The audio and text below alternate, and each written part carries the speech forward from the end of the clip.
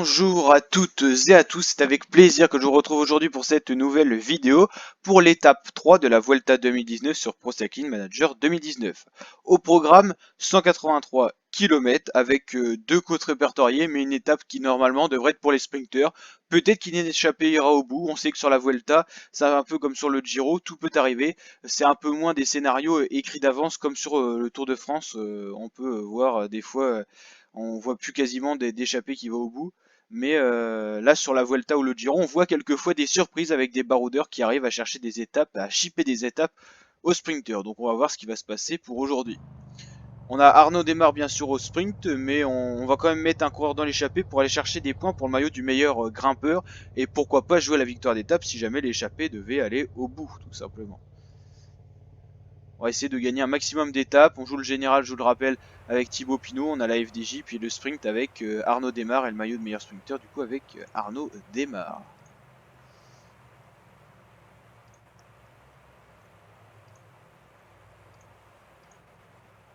On n'a pas des grosses formes du jour là.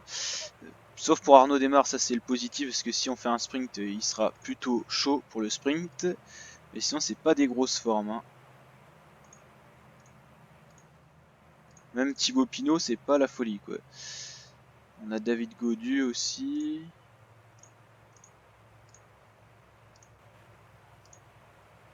Voilà, et Reichenbach qu'on va mettre dans l'échappée. Meilleure forme du jour que les précédents jours. Donc il est bien classé pour le maillot du meilleur grimpeur qui est actuellement sur les épaules de Sergio Pardilla. Vous voyez ce maillot que vous pouvez voir ici. Voilà. Et Reichenbach a l'air bien parti pour faire partir de l'échappée du jour. Agnoli, Conci, Gonzalez, Reichenbach. Ça essaye de revenir là. On va avoir une échappée assez fournie comme on est habitué depuis ce début de Vuelta. L'étape 2 c'était déjà une belle échappée. N'hésitez pas à aller voir les précédentes étapes si vous ne les avez pas vues. Elles sont dans la playlist Vuelta 2019 sur Pro Cycling Manager 2019. Comme ça vous pourrez voir ce qui s'est passé lors du contre-la-montre par équipe de l'étape 1 et ce qui s'est passé lors de l'étape 2. Alors... Ok... On va quand même essayer de se replacer là avec nos coureurs. Donc pour faire un train sur Pro Cycling Manager, on fait se suivre les coureurs comme ça. Et on met généralement le coureur le plus faible vers l'avant et le plus fort vers l'arrière du train. Donc là en l'occurrence Arnaud Démare on le met à l'arrière vu qu'il va nous faire le sprint. Par contre c'est vrai qu'on n'a pas pensé trop à un poisson pilote pour le sprint. C'est-à-dire un coureur qui a déjà une bonne pointe de vitesse. Alors, il va pas avoir grande animation avant ces difficultés qui vont arriver là. Voilà. On va mettre tout simplement en x8 pour que ça aille un peu plus vite. On a 2 minutes 58 d'avance pour les échappés qui sont 7 face à un peloton de 166 coureurs parce qu'on a eu des abandons déjà sur le début de cette Vuelta. On va quand même aller voir qui on a dans l'échappée, on va avoir le temps, on a encore 159 km. On a Valerio Agnoli pour la Bahreïn Merida qui est de plus en plus faible en montagne. Ce coureur qui était quand même un lieutenant de montagne de Nibali, il avait quasiment en stade 78-77 en montagne, là il a bien faibli. Nicolas Conci pour la Trek, voilà. Udongo pour l'équipe, alors là c'est une petite équipe voilà, Euskadi basque. Voilà, on a Janze van Rensburg, Boll qui est plutôt un sprinter. Et on a Reichenbach ici. On a aussi un autre coureur qu'on n'a pas vu, c'est Gonzalez, qui est un grimpeur.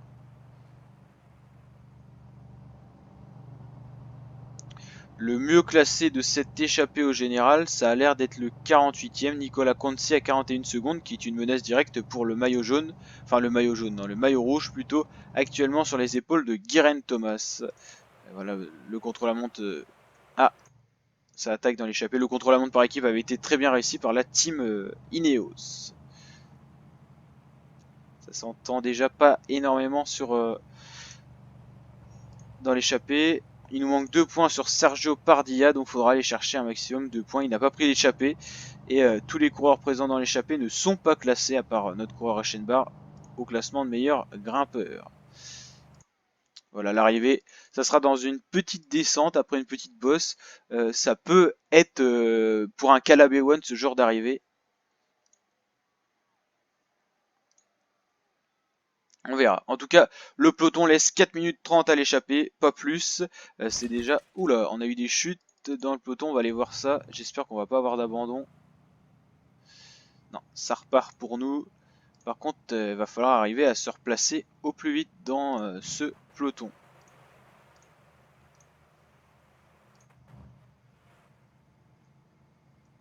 C'est Primoz Roglic hein, en personne qui est tombé. Alors ça va nous arranger parce que normalement il va être attendu par des équipiers. Pour l'instant ils en ont mis que un. Mais ça va nous permettre de rentrer sans trop de dégâts. On va pas faire rouler David Gaudu car c'est un peu un leader. Ok, pourquoi n'a-t-il pas suivi? Bon ça va, il va être replacé par Stéphane Kung et on va ravitailler en même temps avec Valentin Madouas. C'est l'équipe de Calabé One qui roule à l'avant du peloton, la Lotto Soudal. Ah non, c'est UAE plutôt.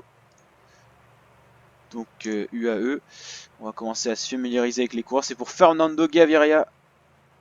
Fernando Gaviria, ok. Qui est très rapide au sprint aussi. Bon, ça s'attend un peu mieux dans l'échappée apparemment. Pas une avance énorme à 100 km de l'arrivée.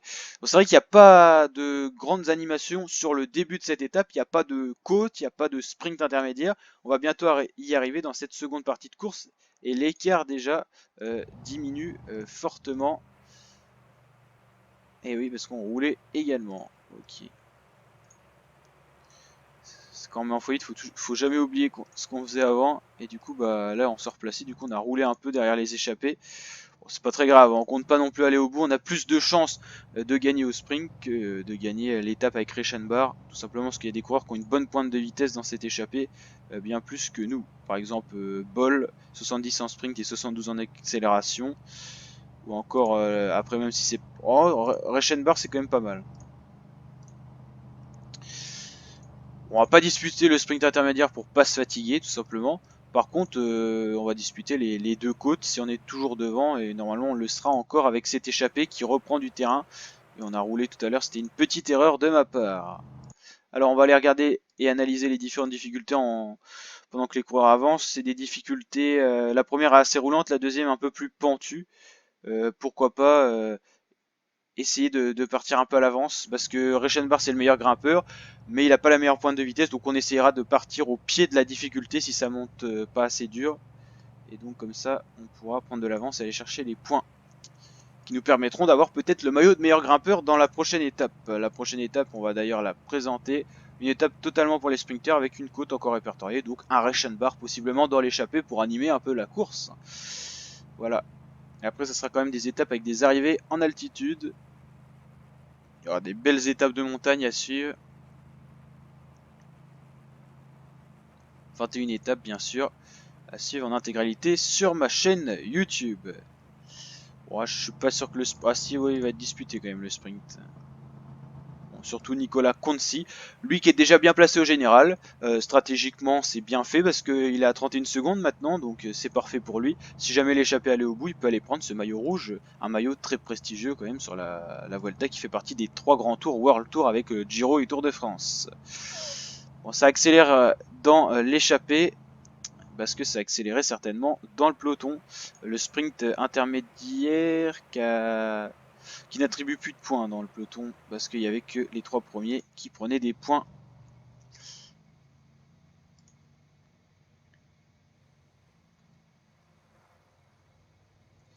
Bon, ça devrait rentrer pour ces coureurs, mais ils vont quand même se fatiguer. Hein. Là, on a quand même Vachette qui peut être le sprinter de l'équipe Sunweb, qui sera d'ailleurs attendu par Backlands et Hamilton. Backlands qui était dans l'équipe AG2R la mondiale les années passées. Alors, cette fois c'est bien l'équipe Lotto Soudal qui roule pour Calabé One.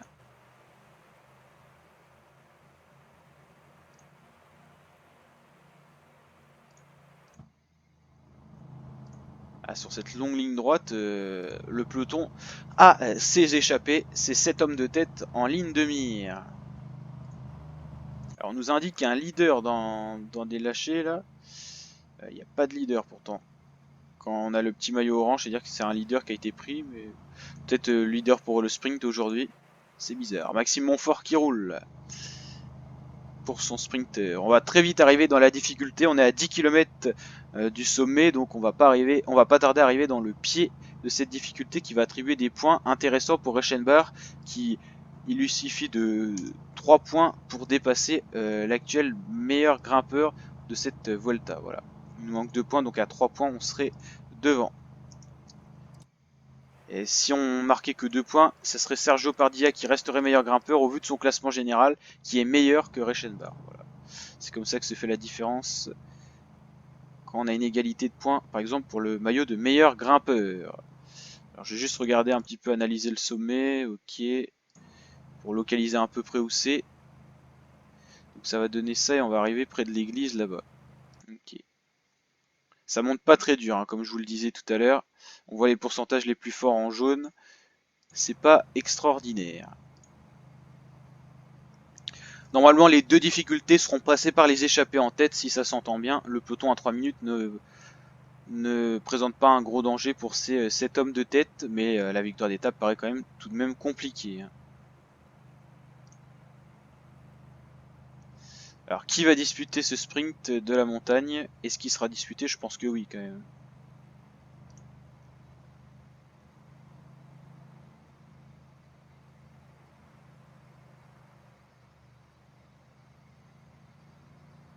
Voilà, on a anticipé, vu qu'on n'a peut-être pas la meilleure pointe de vitesse.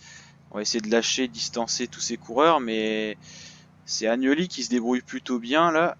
Attention à lui. Ah, on va aller chercher la première position. Oui, normalement, oui. Ça y est, on est virtuellement meilleur grimpeur.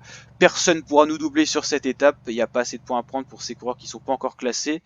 Mais en tout cas, c'est la bonne nouvelle. Et il fallait vraiment prendre cette première place pour avoir ce maillot de meilleur grimpeur. On va quand même essayer d'aller chercher encore des points avec Reichenbach. 78 en montagne, une bonne petite accélération 70 nous permettra d'être présent dans les étapes de montagne, dans les échappées. On est loin en général, on a fait exprès de perdre du temps pour pouvoir prendre justement ces échappées. Et puis voilà, tout se passe plutôt bien, en tout cas dans cette étape. On aimerait bien quand même aller chercher la première victoire d'étape, pourquoi pas lors de cette étape. On a fait 2 étapes, donc première étape, Egan Bernal avec sa Team Ineos remporté le contre-la-montre par équipe. Valverde a gagné le sprint de la deuxième étape en petit comité. On avait lancé le sprint trop tôt avec un Arnaud Démare qui était fatigué après une étape assez vallonnée finalement. Et l'étape 3, bah, on va bientôt savoir ce qu'il en est. Et plus que 5 hommes en tête, ça reviendra pas pour Janze Van Rensburg et Udando qui ont l'air un peu fatigués. Voilà, on a un duo de poursuivants, mais ça va être compliqué pour rentrer. On va bientôt arriver dans la prochaine côte et plus que 3 minutes d'avance pour un peloton qui revient un peu plus rapidement maintenant sur les hommes de tête. Alors pourquoi cette équipe Lotto Jumbo elle roule? Y a-t-il un sprinter dans ses rangs? C'est ce qu'on va voir dans un instant. Alors on a Dylan Groenewegen forcément, Wout van Aert aussi et Van Poppel, une équipe qui a quand même beaucoup de sprinters et donc des poissons pilotes. Et bien sûr la Lotto Soudal, UAE, les équipes de sprinters, Jumbo Visma, Sunweb, voilà, qui roulent. Nous on roule pas parce qu'on a tout simplement un coureur à l'avant. Et on va pas déjà se fatiguer face à des équipes de sprinters qui sont bien plus fournies au niveau du sprint. Nous on n'a pas grand monde pour en tourner Ardennais-Bar, avec Stéphane Kung un rouleur, Morabito qui est plutôt un grimpeur, mais qu'on va reconvertir en rouleur. On n'a pas de vrai poisson pilote, donc il faudra suivre les autres sprinters lors des sprints, tout simplement.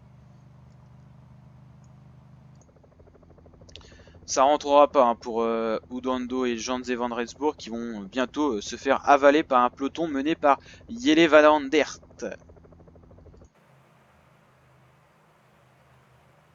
Et la Lotto Soudal vraiment met beaucoup de monde. Là c'est UAE avec Durasec, mais sinon Frisson c'est bien pour la Lotto Soudal.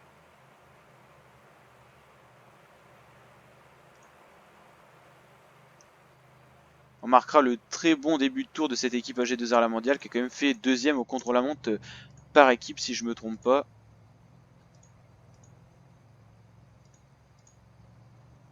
Ouais, voilà, deuxième. C'est un très beau résultat.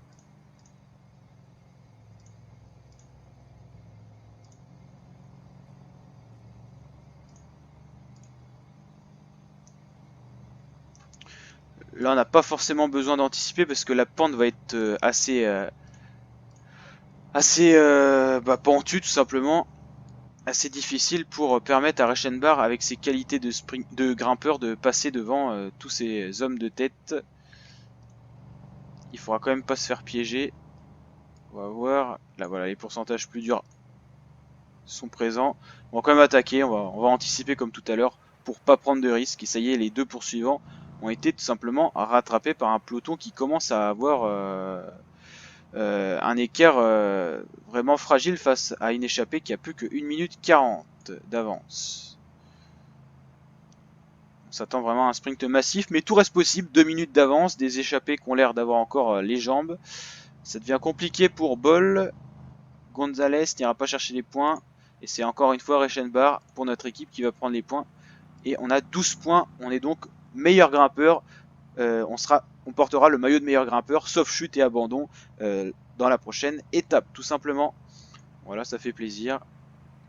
Et la bonne opération du jour, c'est pour Nicolas Conti pour l'instant au général, qui est maillot rouge provisoire. Bien sûr, il faudrait qu'un peloton ne revienne pas pour un sprint massif. Ça paraît compliqué, mais en tout cas, il a repris 10 secondes déjà au sprint intermédiaire. Donc pourquoi pas tenter encore une échappée pour lui et prendre des secondes petit à petit avant les étapes de montagne où là, il ne sera pas sur son terrain. Voilà, on verra tout ça. Ça m'embête quand même qu'on ait personne pour poisson pilote pour Arnaud Démarre, mais c'est vrai qu'on a vraiment axé autour du général quand même pour Thibaut Pinot, et c'est pour ça qu'on a pris des coureurs aussi bons au contre-la-montre pour limiter la casse lors du contre-la-montre par équipe. On l'a limité la casse parce qu'on a perdu que 20 secondes, donc on avait fait 4ème meilleure équipe lors du contre-la-montre, c'était satisfaisant. Attention aux échappés qui possèdent encore 1 minute 40 à 29 km de l'arrivée. Si ça s'entend bien, ils vont pouvoir faire encore un bon bout de route ensemble. On nous annonce des coureurs en difficulté. Voilà. Attention pour les délais, ça devrait le faire. Voilà, on retrouve les coureurs de l'échappée. Et puis d'autres coureurs en difficulté dans le peloton. Voilà, on laisse les autres équipes de sprinteurs rouler. Puis comme ça, nous on sera intact pour les derniers kilomètres si sprint massif il y a. Allez, on va accélérer un petit peu la course et puis après on va se concentrer dans les derniers kilomètres. 1 minute, ça commence à devenir beaucoup moins important l'écart et ça se désorganise avec des attaques dans l'échappée. C'est dommage. À 20 km de l'arrivée, 1 minute, tout est encore possible pour ces coureurs. On tente quand même notre chance, tout simplement. Avec Reichenbach pour la victoire d'étape, qui paraît envisageable pour cette échappée qui résiste plutôt bien face à un peloton. Il possède 1 minute déjà depuis quelques kilomètres et puis ils ont encore les jambes, comme on peut le voir. Il y a de la descente, c'est un terrain où le peloton peut pas reprendre forcément beaucoup d'avance. On voit ça stagne autour de 1 minute. Attention aux échappés qui paraissent encore en forme. Si ça s'entend bien, c'est dommage que là il y a des... Ouh, attention. Il y a une petite cassure pour Thibaut Pinot. Peut-être un vent de côté, voilà. Ça explique cette petite cassure, ça va être compliqué pour David Gaudu pour ravitailler du coup. Oula, l'écart qui a drôlement diminué là. Grosse accélération de la Lotto Soudal. En même temps, il reste 13 km et ça devient embêtant pour un peloton qui n'arrive pas à revenir sur les hommes de tête. Et vu les jambes de Reichenbach, attention, si ça s'entend bien, 11 km, en tout cas c'est une échappée qui a failli aller au bout. Ah oui, ça va jouer à pas grand chose du tout là. On va être obligé de remonter quand même avec nos coureurs. Allez, David Gaudu qui va revenir. Bon, on va tenter avec Reichenbach. On va tenter de s'isoler avec les hommes les plus forts.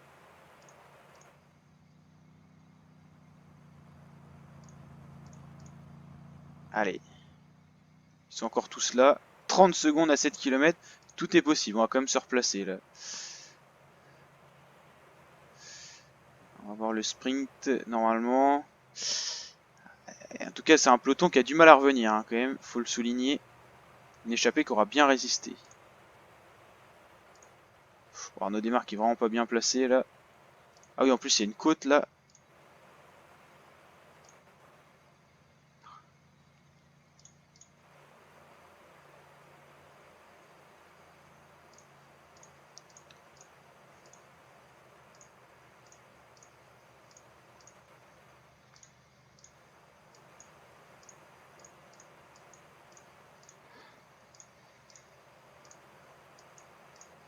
Ah, il faut qu'on essaye de gérer ça.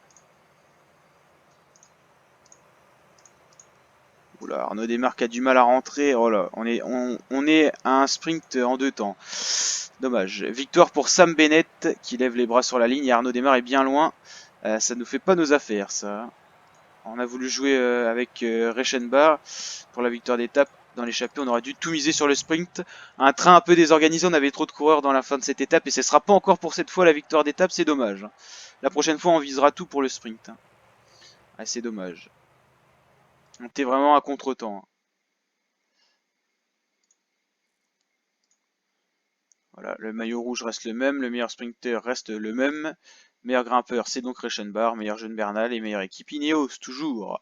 Voilà pour cette vidéo, n'hésitez pas à liker si ça vous a plu, à vous abonner pour d'autres vidéos de ce genre. Allez, ciao, on se retrouvera pour cette 4e étape dans la prochaine vidéo.